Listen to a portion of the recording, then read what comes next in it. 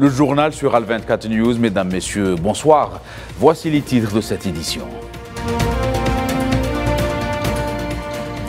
Début de la 32e session du sommet de la Ligue des États arabes à Jeddah, en Arabie Saoudite. Le Premier ministre algérien Ayman Ben Abdelrahman représente le président algérien Abdelmadjid Tebboune.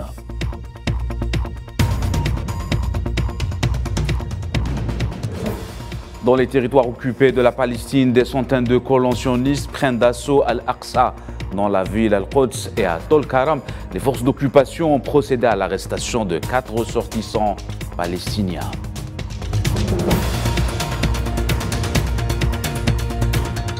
Et depuis plus de 2 jours, les autorités espagnoles font face aux feux de forêt à l'ouest du pays. Au total, 555 personnes ont été évacuées des zones les plus touchées.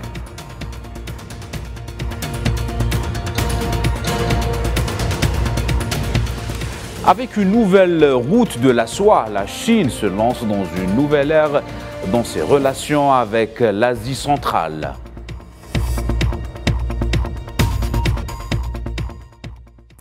Voilà pour les titres. Bonsoir à tous. Début des travaux de la 32e session du sommet de la Ligue des États arabes à Jeddah, en Arabie Saoudite.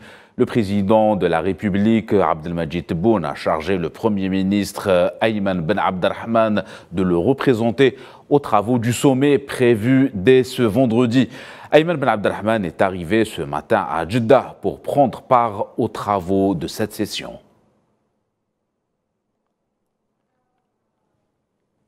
Le Premier ministre algérien Ayman Ben Abdelrahman a prononcé lors de l'ouverture des travaux du sommet le discours du président Abdelmadjid Tebboune, dans lequel il a passé en revue les différentes questions qui secouent le monde et la région arabe en particulier. Le président a mis en exergue le rôle de la diplomatie algérienne dans la résolution des conflits et mettre fin aux divisions interarabes.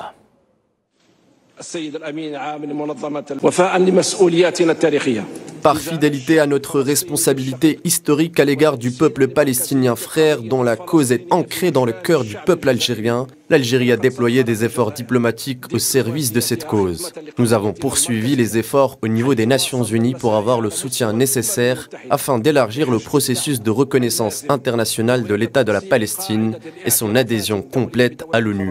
Ceci en coordination avec nos frères arabes. À l'occasion de la célébration de la Journée mondiale de solidarité avec le peuple palestinien, nous avons exhorté la communauté internationale à prendre ses responsabilités historiques, politiques, juridiques, morales et humanitaires à l'égard du peuple palestinien. Le Soudan a également été évoqué. L'Algérie, dira le président, déplore le recours à la violence dans ce pays depuis le 14 avril passé. Le Soudan frère assiste à une explosion de violence entre les enfants d'un même peuple. Nous avons accueilli l'accord cadre pour tourner la page de la période de transition. Suite à la détérioration rapide de la situation sécuritaire sous fond d'affrontements armés entre frères, l'Algérie a envoyé des lettres au secrétaire général des Nations Unies, au président actuel de l'Union africaine et au président des îles Comores, ainsi qu'au secrétaire exécutif du Comité pour le développement de l'IGAD, dans le but d'agir rapidement pour cesser l'effusion de sang et revenir sur le processus de paix pour la résolution du conflit au Soudan, loin de toute ingérence dans les affaires internes soudanaises.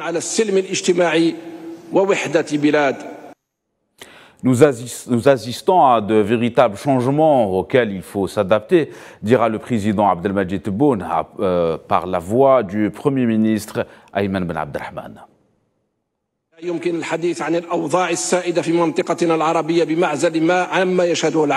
On ne peut parler de la situation actuelle du monde arabe sans parler de ce qui se passe dans le reste du monde, notamment les changements profonds et les développements accélérés. Ce sont là les signes avant-coureurs d'un nouvel ordre mondial multipolaire qui succède à l'ordre unipolaire. Cette situation, avec ses diverses complications et répercussions, nous impose de renforcer la coopération et le travail comme un bloc uni, axé sur le principe du sort commun.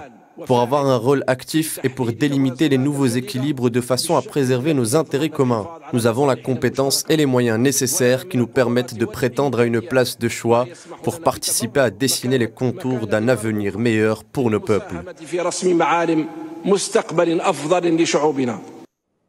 Dans les territoires occupés de la Palestine, des centaines de colonsionnistes ont pris d'assaut les environs de plusieurs portes de l'ancêtre de la mosquée Al-Aqsa dans la ville Al-Quds. Encadrés par les forces de police d'occupation, les colons ont effectué une éruption de manière provocatrice dans le quartier de Bab al-Sahira, scandant des slogans racistes contre les Palestiniens qui se dirigeaient vers l'enceinte de la mosquée pour la prière du vendredi. On reste dans les territoires occupés. À Tolkaram, les forces d'occupation ont arrêté 4 civils et fait sauter un atelier de menuiserie à l'est de la ville. Des sources locales ont indiqué que les forces d'occupation ont arrêté 4 ressortissants palestiniens de la ville de Balaa à l'est du gouvernorat. Et les autorités d'occupation ont d'ailleurs construit une nouvelle section en béton du mur de l'apartheid de 6 mètres de haut et de 200 mètres de large dans le nord-est de la ville de Jenin. Les soldats sionistes ont par conséquent saisi 2 terrains appartenant à des Palestiniens pour cette construction. Le chef du Conseil de souveraineté soudanaise, le général de corps d'armée Abdel Fattah al-Burhan, a mis un terme aux fonctions de chef adjoint du Conseil Hamdan Daglo, connu sous le nom de Hamiti. L'ancien responsable militaire Malik Agar a été nommé à sa place. Pour rappel, les 2 parties s'affrontent militairement depuis le 14 avril dernier dans les grandes villes du pays, notamment la capitale Khartoum. Les détails avec Iman Merad. Le général de corps d'armée Abdel Fattah al-Burhan a annoncé dans un communiqué officiel ce vendredi la destitution de son adjoint Mohamed Hamdan Daglo, dit Hamdeti, du poste de vice-président de la souveraineté de transition et la nomination de Malik Agar comme son successeur avec effet immédiat. Originaire du Nil Bleu, État frontalier de l'Éthiopie, Malik Agar, membre du Conseil de souveraineté et chef du mouvement populaire depuis 2021, a pris ses fonctions au sein du Conseil dans le cadre de l'accord de paix avec le pouvoir de Khartoum signé en octobre 2020. Le gouvernement du Nil Bleu, dirigé par une faction du mouvement populaire de libération du Soudan Nord, conduite par Malik Agar, avait auparavant exprimé son soutien à l'armée soudanaise dans son conflit contre les forces de soutien rapide. Au lendemain du coup de force du 25 octobre 2021, Malik Agar avait maintenu sa coalition avec l'armée soudanaise tout en critiquant les forces pour la liberté et le changement dirigées par Hamdok. Ce remaniement intervient après 1 mois d'affrontements armés entre l'armée soudanaise et les forces du soutien rapide. Les 2 parties s'accusent mutuellement d'être à l'origine des hostilités après les tentatives de force de chacun des 2 parties pour avoir le contrôle des centres et de commande dans le pays. Ce remaniement, qui a pour intention d'écarter Hamdeti du pouvoir, ne l'empêchera certainement pas de garder toute son influence sur ses troupes armées sur le terrain. Et l'actualité en Europe, nous vous le disions en titre, plus de 550 personnes ont été évacuées dans l'ouest de l'Espagne à cause d'un important feu de forêt. C'est ce qu'a annoncé aujourd'hui les autorités qui ont dépêché sur place une unité militaire spécialisée dans la lutte contre les grands incendies.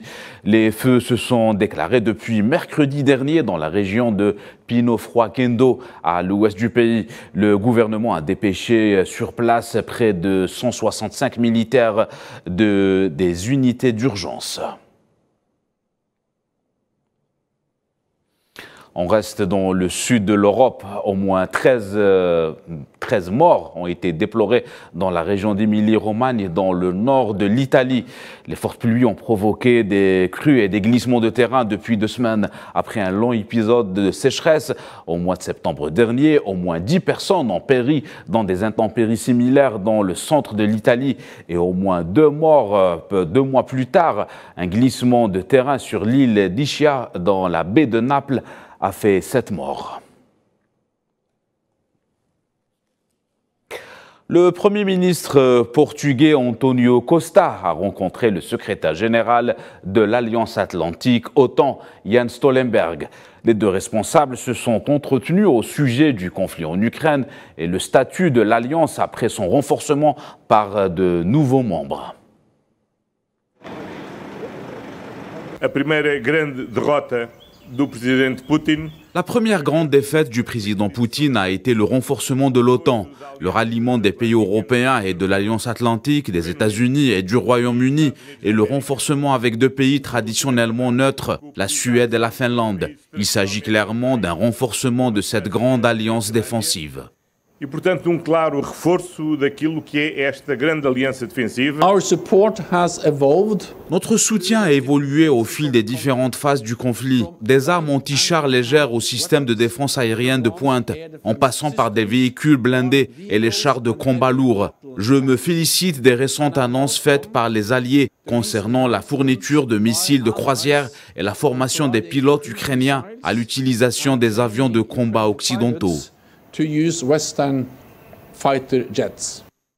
Sommet du G7 à Hiroshima au Japon, un rendez-vous des grandes puissances qui commence dès aujourd'hui et qui est axé sur le conflit en Ukraine et le renforcement du système de sanctions contre Moscou après plus d'une année du début du conflit. Le rendez-vous verra la participation du président ukrainien Volodymyr Zelensky par visioconférence.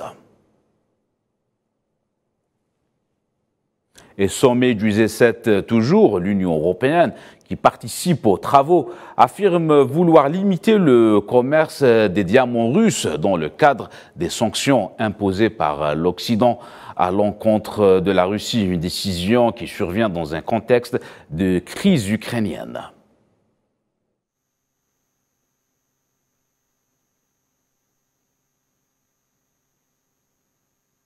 We will restrict.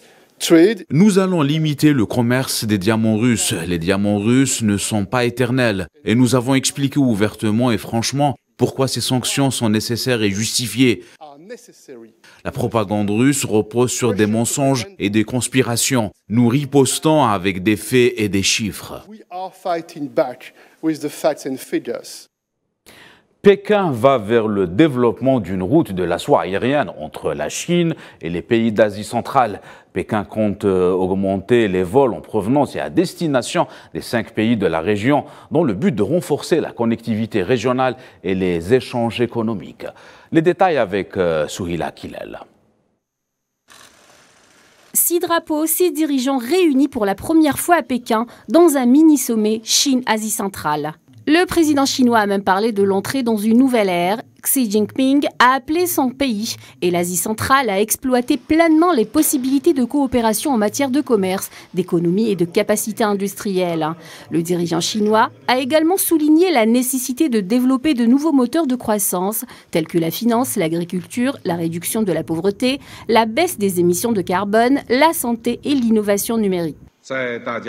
Je viens de tenir un sommet Chine-Asie centrale, fructueux, avec les présidents des 5 pays d'Asie centrale. Nous avons passé en revue l'histoire des échanges amicaux entre la Chine et l'Asie centrale, passé en revue les résultats de nos entreprises, résumé les expériences réussies et établi un nouveau consensus. Nous avons signé ensemble la déclaration de Xi'an du sommet Chine-Asie centrale. Pour le dirigeant chinois, la région Asie centrale et la Chine devraient prendre la tête de ce projet et approfondir la confiance mutuelle stratégique afin de maintenir une amitié éternelle.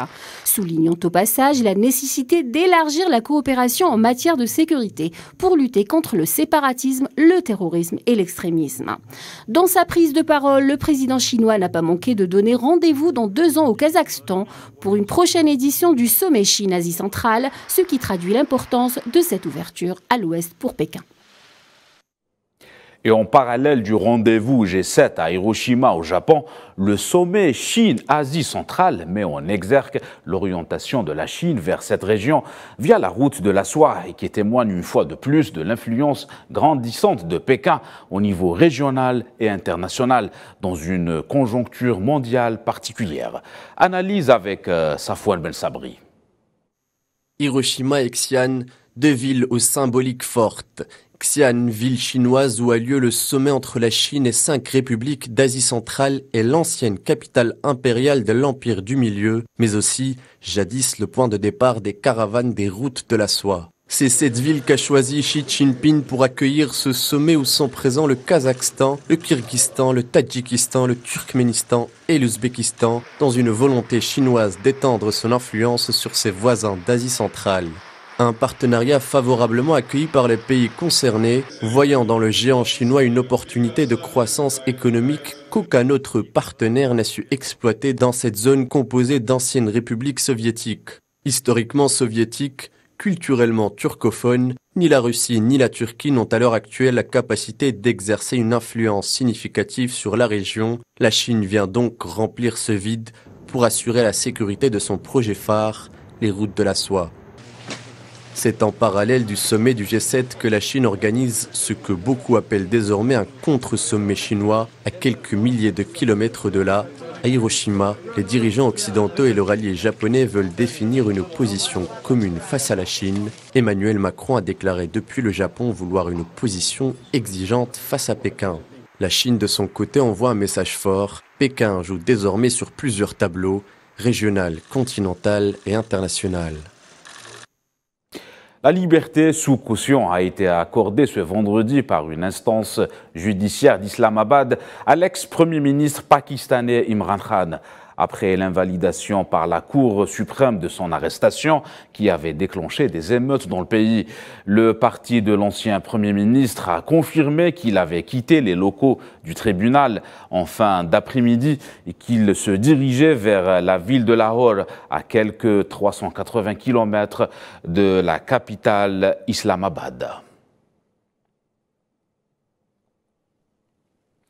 Le bilan mortel du cyclone Mocha, la plus grosse tempête enregistrée depuis plus d'une décennie dans le golfe du Bengale, ne cesse de s'alourdir en Birmanie. Il a été ainsi revu à la hausse ce vendredi par les autorités. Il est désormais de 145 morts.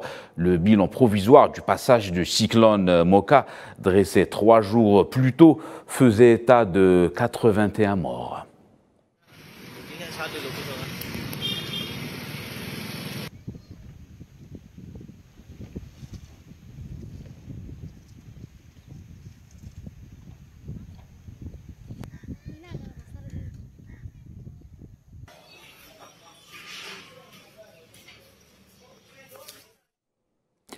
Voilà, c'est la fin de cette édition. L'actualité continue sur Al 24 News. Excellente soirée à tous.